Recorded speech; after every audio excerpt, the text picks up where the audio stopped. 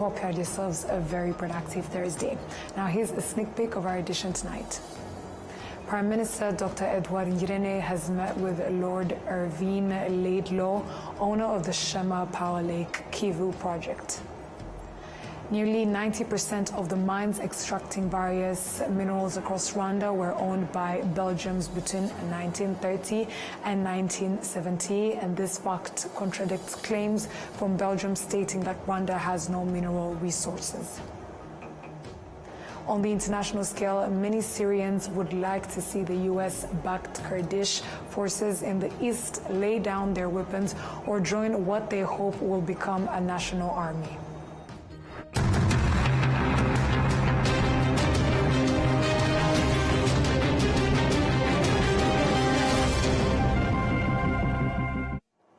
We're glad to have your company tonight, coming to you straight from the heart of Africa, Kigali. And I bringing you tonight's English Bulletin is Martina Avera. Let us start off by informing you that Prime Minister Dr. Edward Ngirente has met with Lord Irvine Laidlaw, owner of the Shema Power Lake Kivu project.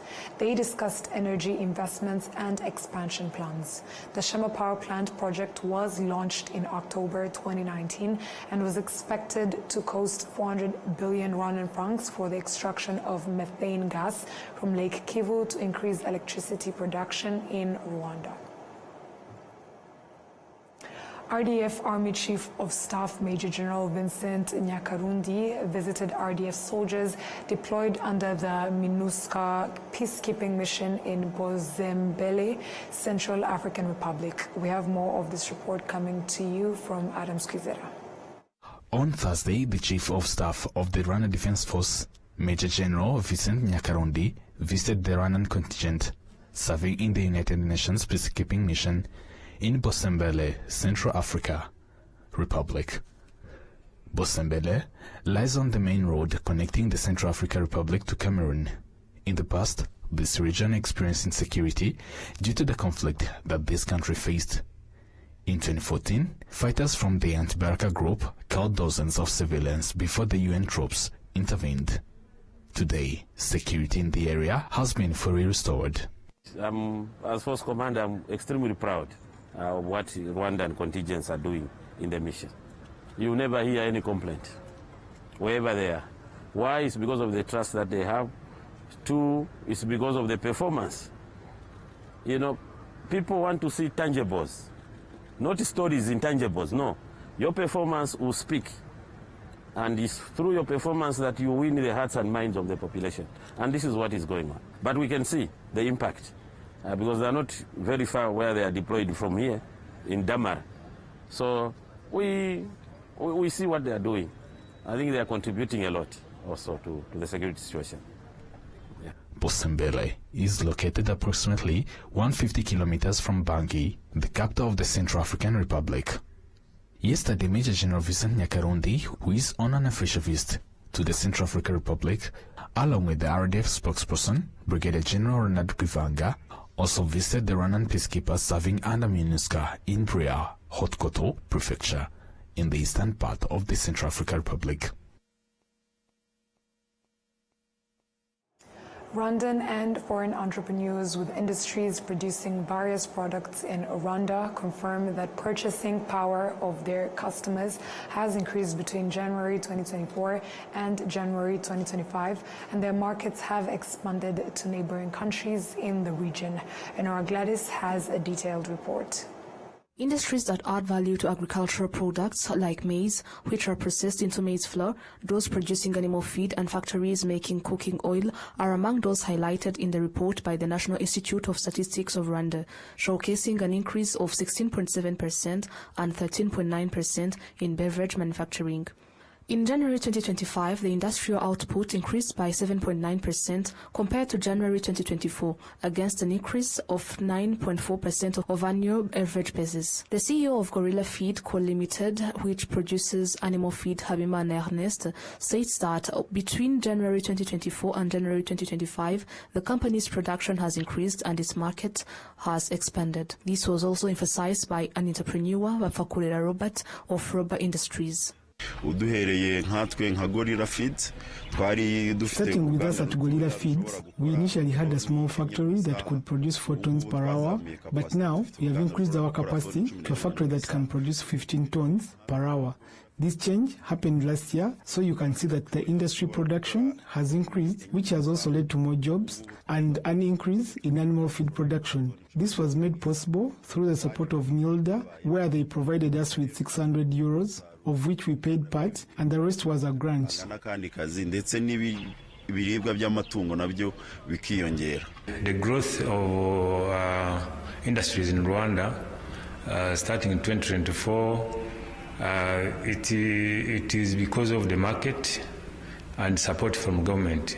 In 2024, there was also a fund called the Economic Recovery Fund, which was geared to investment in industry, in agro-processing, and so on. So that fund also contributed a lot in investment in manufacturing. But on top of that, as I would say, industry does not grow in one day. It is coming from behind, from 2021, 22, 23, whereby there was a lot of investment in industries. Like in our sector, where we're producing cooking oil, so now from, I think, 2020, there are around 4 industries which is started since 2023. Throughout the year, industrial output increased by 9.4%. Mahmoud Soro, who is an entrepreneur of Ecolin Furniture, a company with investors from Syria and Turkey, believes that Rwanda is a great place to invest. It's Rwanda gives safety and support investment here. That one is feel good here to make business for this country. Yeah, I need to say thank you for government of Rwanda to give safety for Rwanda, and Rwanda, what I saw it grow up. When I come first time here, like 7 years ago, it's not like that. I wish best wishing for Rwanda. Economic expert François Kanimba believes that the level of trade between Rwanda and neighboring countries has risen, although there are ways the government could assist some industries with the capacity to export goods to other markets. In the East African community, it is clear that trade with neighboring countries has advanced, and I have no doubt that this is beneficial. I believe that in the government program aimed at promoting industries, we should look at the industries currently operating in Rwanda and figure out what we can do to help these industries perform better and compete on the international market. The National Institute of Statistics of Rwanda reported that in January 2025, the production of minerals in Rwanda increased by 4.3% compared to January 2024. However, the report also indicates that the production of clothing and leather goods declined by 8.6%. Members of the Committee on Governance and Gender Affairs have urged the Ministry of Health to address issues regarding patients who are not receiving adequate medical services, as highlighted in the report by the Rwanda Governance Board. William Evans Mutabazi with more. These legislators found that the RGB report indicates that those requiring medical services are receiving substandard care, such as shortages of medicine, lack of timely access to doctors due to their scarcity, and dilapidated conditions of some of the hospital buildings. Looking at the report, patient reception and good timely care are still ranking low. It is true there could be challenges with the number of doctors like you mentioned, but even those that are available are not delivering the desired results. We are seeing a serious challenge in how patients are received and taken care of. We all know that this is part of making the patients even heal quickly or otherwise.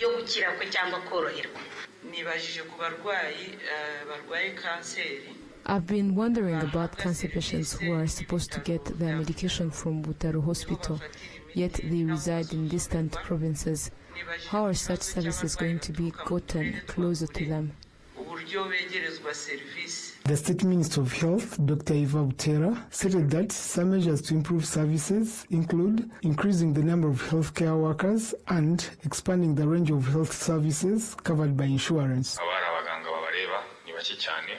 We've had a challenge of high patient-doctor ratio, which requires us to deploy more doctors, and this will be implemented not long from today. Additionally, we have observed that patients carry a lot of documents to hospital, and this is going to be addressed through the usage of health insurance portal, which reconciles all patients' data and their insurance. And also, a citizens app is under development, and this will have all patients' information and their disease history, and it will also be accessed using USSD codes. Dr. Butera also mentioned that they've implemented additional incentives for staff sent to work in remote areas to mitigate the challenge of attracting them to work in those locations. We have identified 87 locations, and people deployed in such locations will be given motivational allowances to facilitate them. This has been going on especially with hospitals close to borders. Some doctors still face a challenge of easy transport, and beginning with those in need most, we have provided vehicles to facilitate them.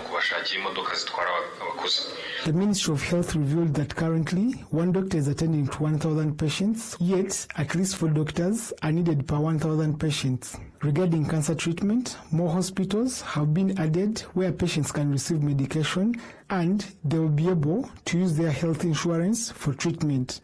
William Evans, RwandaTV News. Not moving far from the Ministry of Health, the Ministry of Health has announced that after 3 years, Rwanda has begun kidney transplants and heart surgeries, allowing various Rwandans, including children and the elderly, to access these services. The State Minister, Dr. Eva Butera, added that so far 44 Rwandans have had successful kidney transplants. In numbers, 366 children and 185 adults have also undergone successful heart surgeries carried out in Rwanda. MRI services have also undergone a 64% reduction in prices. He emphasized that the number of patients seeking medical care from abroad has also significantly dropped, and that now medical services are affordable to a big fraction of the population. By 2023, Rwanda has only 251 ambulances, a number that has shot to 510. In addition to doubling the number in just a year, these can be accessed in locations they could not be accessed before. This has significantly reduced the waiting time for patients from 30 minutes to 40 minutes on the average. Moving on, investors in the mining sector have expressed that they are neither discouraged nor intimidated by the ongoing international sanctions against Rwanda, which could potentially impact their exports to the global market. They also highlight that the government's initiatives to promote the mining industry have resulted in significant improvements in both the quantity and quality of minerals. We have more. Located over 300 meters underground, this mine is one of the sites where Dumark Limited extracts coltan and casterite minerals in Nzige sector, Rwamagana district. Me as mining engineer, I implement what geologist has said. Engineer Elijah Ngaruwenimana is responsible for using advanced technology at this mine to assist miners in identifying the location of ore deposits. ziradufasha cyane kuko tumenya aho dusatira ya vene ya mapu geologist. It helps us a lot. It allows us to identify the location of the vein using the map provided by the geologist. This enables us to plan accordingly, determining at what depth we will reach the vein. As a result, we can calculate the necessary incline or decline and decide on the level we need to travel to ensure we have explored the entire vein. However, these veins extend continuously deep underground. Dumark Limited extracts casterite and coltan minerals found in the region's white soil. Donat Nsengumuremyi, the Mining Extraction and Inspection Division Manager at the Rwanda Mines Petroleum and Gas Board, explains the various types of minerals mined in Rwanda and the areas where they are most abundant in this region. Our country is located in a corridor between the Democratic Republic of Congo, Tanzania, Burundi, and Uganda, with Rwanda situated in the middle. Every mineral we find, whether here in Rwanda or in other places, is located within the Kiberan belt, which spans across this corridor. However, each country within the corridor may have specific types of minerals. As geologists, we observe that mineral directions are the same, which indicates that they all come from the same geological corridor. In these mines, some workers manually dig through the sand due to the stone tunnels they follow, while other areas utilize machinery to filter the sand more efficiently. The CEO of the MAC Limited, Jean Bosco Kwizera, states that since adopting this method, the company has gained productivity of more coltan than other miners extracting this type of ore last year. Over the past, the MAC Limited has grown from employing around 120 workers to over 1,100. The workers attest that this expansion in the mining sector has greatly benefited them. Investors in the mining sector have expressed that they are neither discouraged nor intimidated by the ongoing international sanctions against Rwanda, which could potentially impact their exports to the global market. We are not worried at all because our minerals have a global demand. If one country doesn't take them, we can find other markets in different countries. If European countries don't take them, China might. And if China doesn't, we can hold on to them since they do not perish. These minerals are always in demand, and investors may come to purchase them. We can retain them, as there will be countries in need of these resources. On a daily basis, Dumac Limited extracts 1 ton and 700 kilograms of coltan and casterite from these mines, amounting to 24 tons per month. This may generate more than 400 million Rwandan francs. These mines have been in operation and are expected to continue for at least another century. Nearly 90% of the mines extracting various minerals across Rwanda were owned by Belgians between 1930 and 1970. This fact contradicts claims from Belgium stating that Rwanda has no mineral resources, exposing such statements as politically motivated attempts to tarnish Rwanda's international reputation under the pretext of security issues in Eastern Congo. Since 1930, when mineral extraction began in Rwanda, a Belgian company called Minitain mined cassiterite from the Bashamba mines in Kigali sector, Nyarugenge district, Kigali city until 1973. The Bashamba mines were not the only ones exploited by the Belgians. At least 90% of the mines currently being mined in Rwanda were initially developed by them. Donati Nsengumuremyi, head of mining and inspection at Rwanda's Mines Petroleum and Gas Board, has explained that this serves as undeniable proof that Belgium's claims about Rwanda lacking mineral resources are false and are aimed at damaging the country's international reputation by exploiting insecurity in Eastern Congo. Since Rwanda began utilizing its natural resources, the mining sector has developed significantly, leading to increased production in both quantity and quality. For instance, cassiterite mined by Gamiko Limited meets international standards, allowing buyers to trace its origin. Gamiko Limited employs 1,600 workers. Local residents affirm that mining activities have contributed to the economic development of both employees and the wider community. Due to the abundance of newly discovered minerals, Gamiko Limited is currently constructing a cassiterite processing plant to minimize production losses. Belgium, over the past 3 years, has disclosed to Rwanda some of the classified geological data it had previously withheld regarding mineral-rich areas in the country. The company operating the Bashamba mines in Kigali sector extracts over 30 tons of cassiterite per month. According to its records, more than 750 tons have been extracted over the past 2 years, and the mines are expected to remain operational for at least the next 35 years.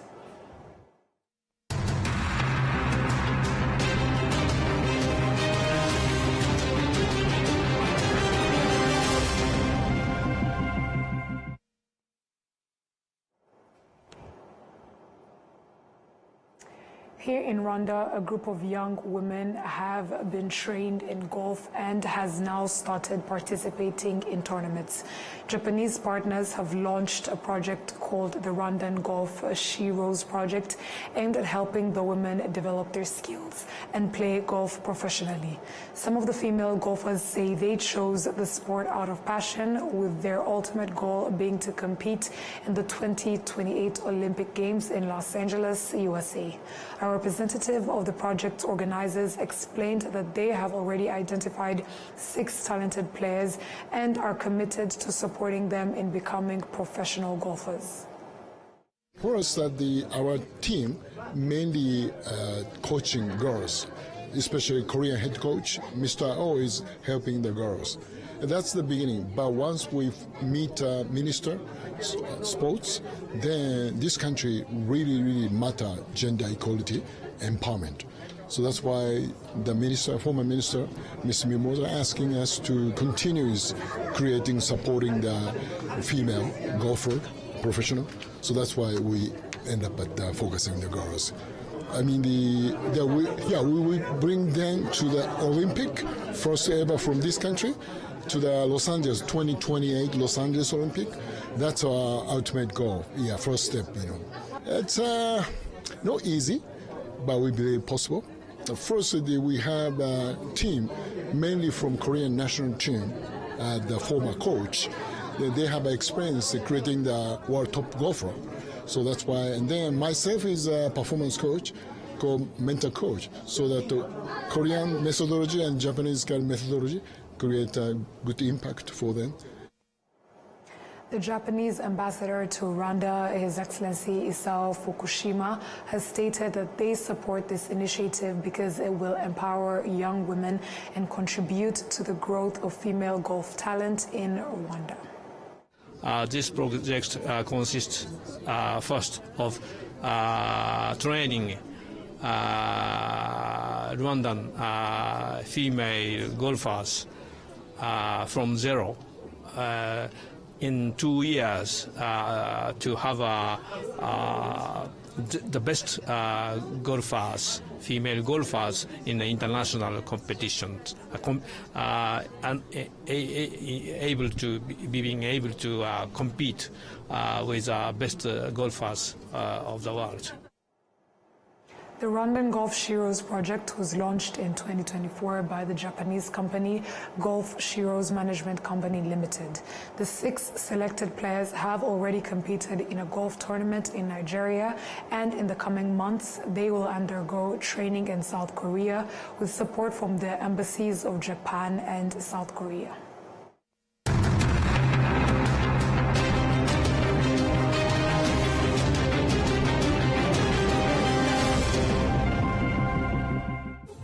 hagamijwe guteza imbere ireme ry'uburezi ndetse no gutegura ejo heza h'abana b'u Rwanda, leta y'u Rwanda yashyizeho gahunda yo kugaburira abanyeshuri ku mashuri. Mu rwego rero rwo gushimangira iyi gahunda ifitiye akamaro abanyeshuri, tariki ya mbere Werurwe umwaka wa 2025 ku nshuro ya 10, u Rwanda rwifatanyije n'ibindi bihugu mu kwizihiza umunsi nyafurika wahariwe ifunguro ku ishuri. Mu gihugu cyacu uyu munsi uzizihizwa tariki ya 7 Werurwe ku mashuri yose, naho ku rwego rw'igihugu wizihirizwe mu rwunge rw'amashuri rwa Kigali. Insanganyamatsiko yandika iragira iti imyaka 10 y'ifunguro twizihiza ibyagezweho duteganyiriza ejo hazaza. Twese turashishikarizwa gushyigikira iyi gahunda yo kugaburira abanyeshuri ku mashuri binyuze mu bukangurambaga bwiswe dusangire lunch campaign. By'umwihariko ababyeyi twitabire kwishyura umusanzu wacu bityo abana bacu bafatira ifunguro riboneye ku ishuri. Ubu butumwa ni ubwa Minisiteri y'Uburezi ku bufatanye n'ishami ry'umuryango w'abibumbye rishinzwe ibiribwa ku isi. Ngewe icyo mbaza ni kimwe, koko hari umuntu ugihagarara ku nyama muri iki gihe koko? Uretse nitaba umukiriya. We kiriya biteze. Ariko tayi aho gusoreza imyenda wibereye kuri telefone kweli. Ariko ni kuwa mbere nawe wagwa. Wamo uracyari wose? Icyo nakubwiraga wa muntu niko ye. Umuntu w'umugabo ku bukwe bwe akambara kositimu itukura iciye n'amaboko noneho. None se uyisuza? Si wombwiye ngo ngwe muse? Ntabwo ari ibi navugaga.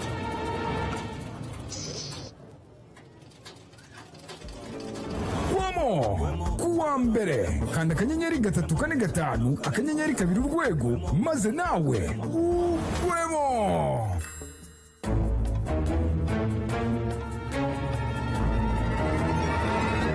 Wikwisondeka.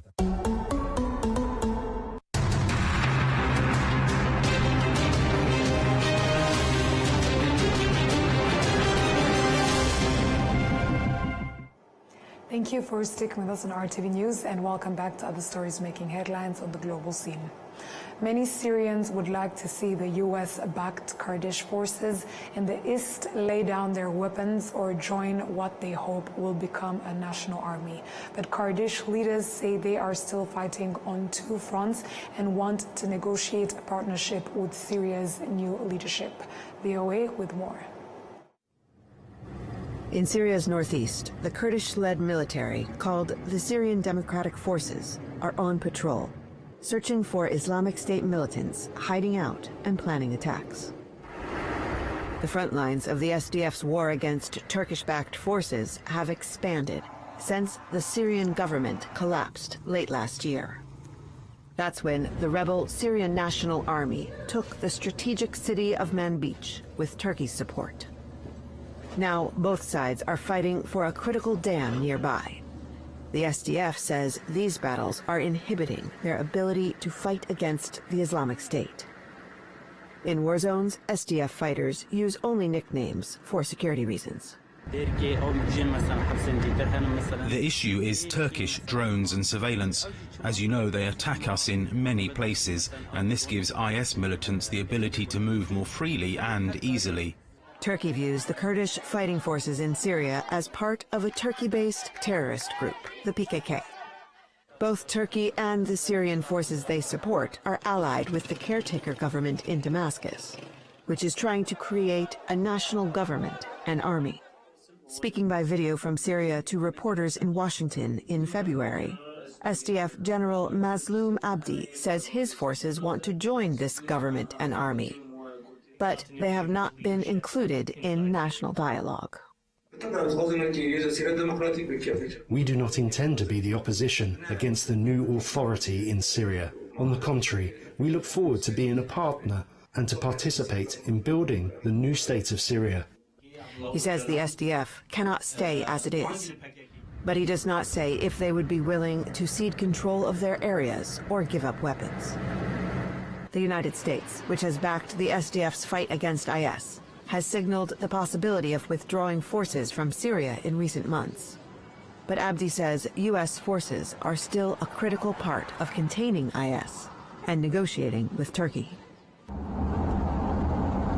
As Islamic State cells hide out in the region, IS prisoners from all around the world are held in jails and camps in northeastern Syria, where many people still hold their radical ideology.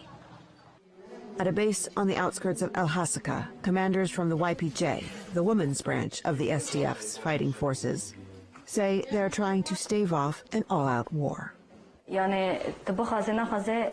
Some IS militants are escaping through smuggling themselves into the countryside. They want to create another civil war in the region. After the collapse of the Syrian government in December, the U.S. military struck 75 IS targets in Syria to prevent the group from taking advantage of a power vacuum and to scare off potential IS allies. But analysts say in the past year, IS attacks have roughly tripled in Syria. Heather Murdoch in Istanbul with Jan Boysha in northeastern Syria, VOA News. About 20% of Ukraine's territory, including thousands of villages and small towns, is controlled by Russia. Life changed dramatically for many Ukrainians after Russia's invasion, and some places were almost fully destroyed. VOA once more. This is Mariupol. 3 years ago, the city of 500,000 people was devastated by Russian forces and is still under Russian occupation. Yevhen Tuzov lived in Mariupol before the war, where he was an athlete and a well-known public figure in the seaside city. Mariupol used to be a beautiful city. Now there's just rubble left of it. Ukrainian President Volodymyr Zelensky says his government hasn't given up on Mariupol. In his New Year's address to the nation, he said, quote, "We don't give up what's ours, and we don't forget our people, those who are in captivity, and we will fight for every person who unfortunately is still there." Tuzov isn't in Mariupol anymore. He now lives about 300 kilometers northwest in Dnipro, but keeps in touch with the Ukrainians living under occupation. He says the Russians have already begun rebuilding Mariupol, and parts of the city are large construction sites. Locals' homes have been replaced by complexes with pricey apartments for sale. Several residents are feeling pushed out, as seen in videos posted on social media. Our homes have been demolished, and in their place, apartments for sale are being built. For 3 years now, we have been renting places and live in dorms and shelters. There are dozens upon dozens of thousands of us. Houses on the left bank are a walkable distance from the sea. This is a lovely area that certain people clearly want to have to themselves, to build condos there and sell them. And we are going to end up on the streets. Tuzov says a lot of Russian newcomers are buying up cheap real estate by the sea. Because of Russians coming from, say, Moscow or St. Petersburg, the prices are insanely cheap. But please remember, it's very likely that your apartment's former owner is buried in your new home's yard. Russian forces also occupied the city of Melitopol in the Zaporizhia region shortly after the invasion of Ukraine. Since then, locals have been living in constant fear, says former resident Olha Leontieva. Those who stayed in occupation believed they would be quickly liberated. Now, when I talk to some of them, there is still hope and faith, but they are afraid to talk about it. They know many phones are bugged. They're so afraid. Ukrainians in occupied cities have been forced to get Russian passports. Without them, people can't receive medical help or buy medications in pharmacies. I know a woman, she's very sick, cancer survivor. She called me and cried. She said she had to get a Russian passport because doctors would refuse to help her. Local schools are forcing the Russification of students to strip children of their Ukrainian identity, says Svetlana Van Bentham, a research officer and lawyer who specializes in armed conflict law at Oxford University. We see that the education system is being used as a weapon against Ukrainian identity in occupied territories. There are books that are being destroyed and replaced with Russian ones. Teachers are being intimidated. Despite all this, many Ukrainians are staying in the captured cities, hoping for an end to the fighting and the Russian occupation. For Katerina Besedina in Washington, Anna Rice, VOA News.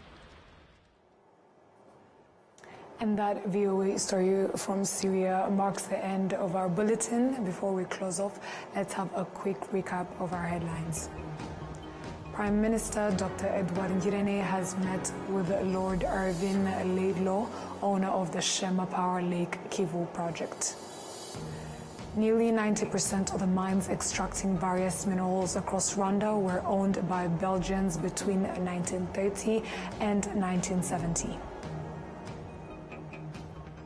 On the international scale, many Syrians would like to see the U.S.-backed Kurdish forces in the east lay down their weapons or join what they hope will become a national army.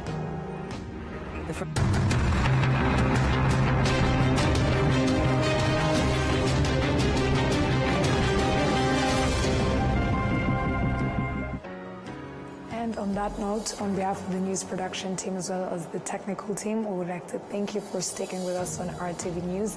And until next time, stay safe and have a good night.